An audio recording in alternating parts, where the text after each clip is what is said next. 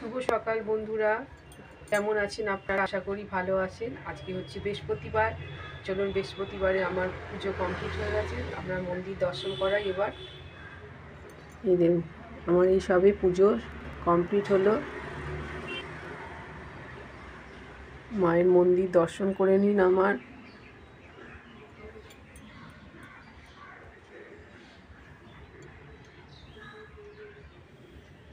ঠাকুরের থালাগুলোকে সব তুলছিলাম, ঠাকুরকে ফল দিয়ে পুজো দিয়েছি, সেই ফলগুলো তুলছিলাম এবার।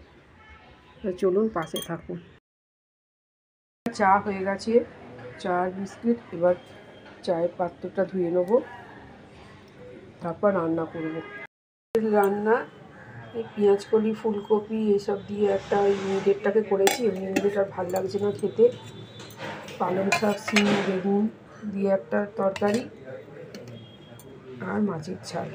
এই হচ্ছে আমাদের রান্না।